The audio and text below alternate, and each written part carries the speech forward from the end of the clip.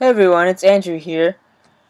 Today I'm going to talk about how I came to terms with my own identity and myself today. So basically, it started out with since I was very young, I knew from very young age, maybe since I was like 3 or 4, that I just was missing something. There was something wrong, and I was in the wrong body. Um,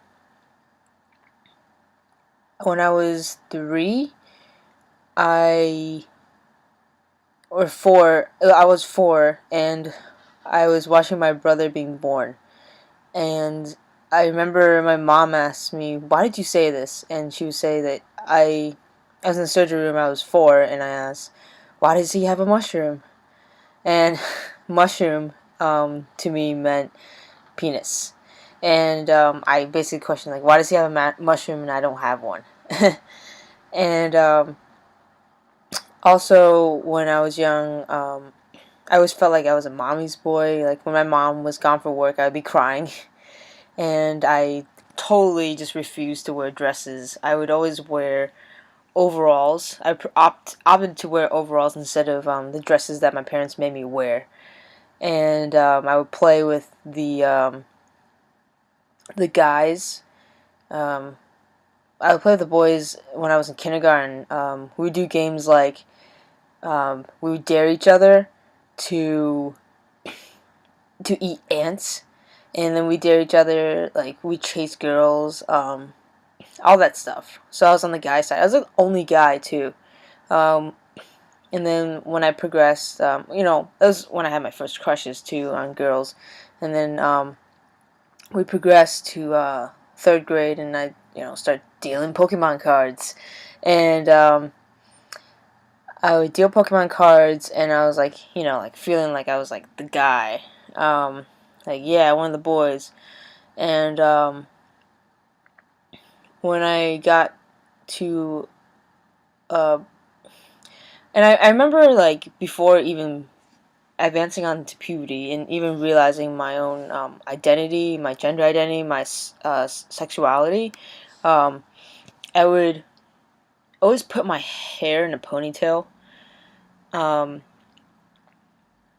and I wouldn't like I have to leave. I would have to leave my hair long because for my parents, and I would put my hair in a ponytail, and it wasn't because I liked it. It was because I had to, and I wear guys' clothes, and even though my parents didn't like it, and I thought it was like, okay, I gotta do what I have, make the best of it, and I remember every birthday I would also, how like you get to blow out the candles of your cake, like every birthday, like you're not supposed to say it too. I would wish to be a boy, and to the point where I still wish it today.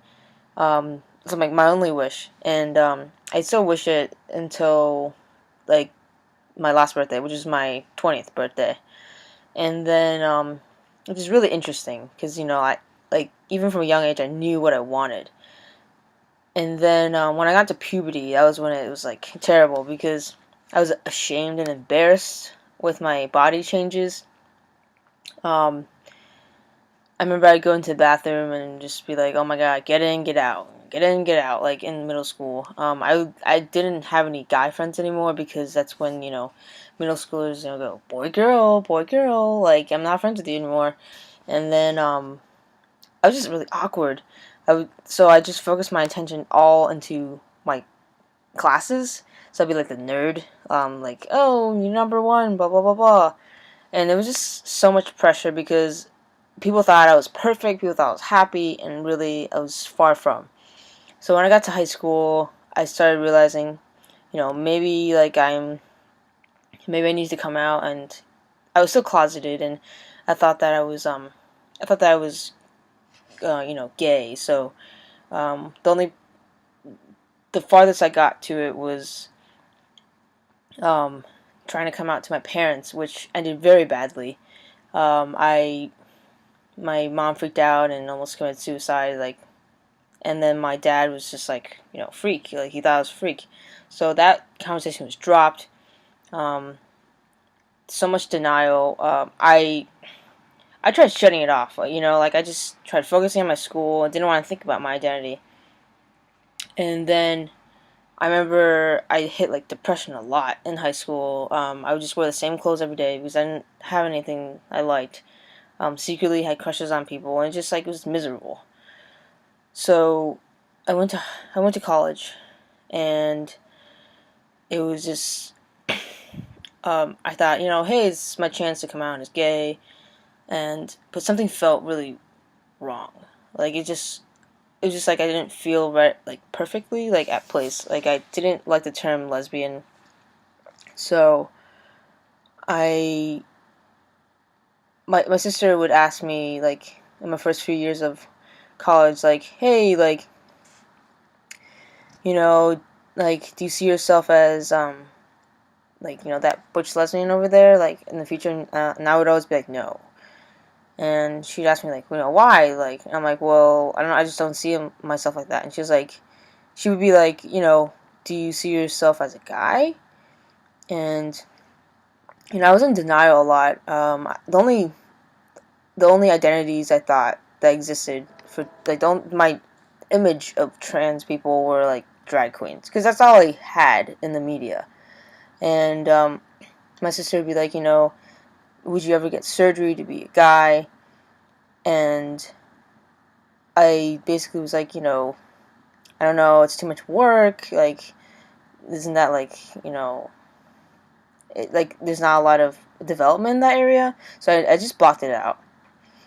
And even on a paper that my sister did, like a research paper on, she had done a research paper in college while I was in middle school on queer Asians.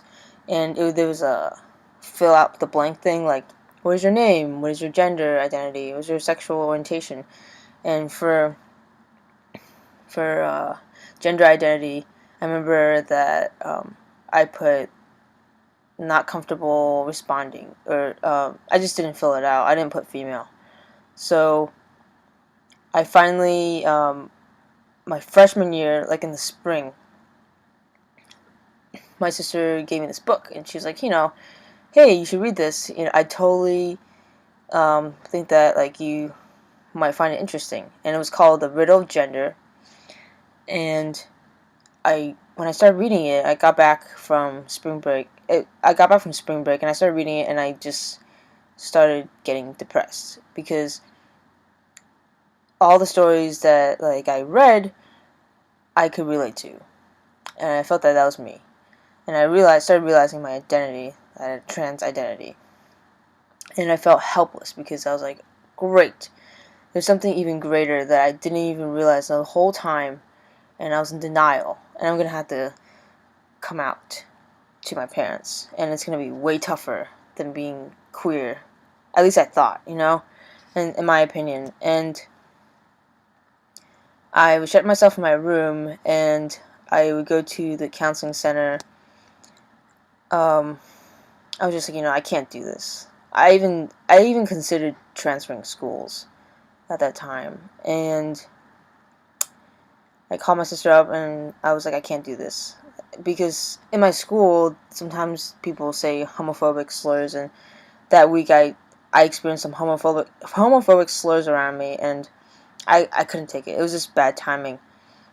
And my mom didn't get it because I didn't come out to her about being trans, obviously. And that summer, I spent it at home.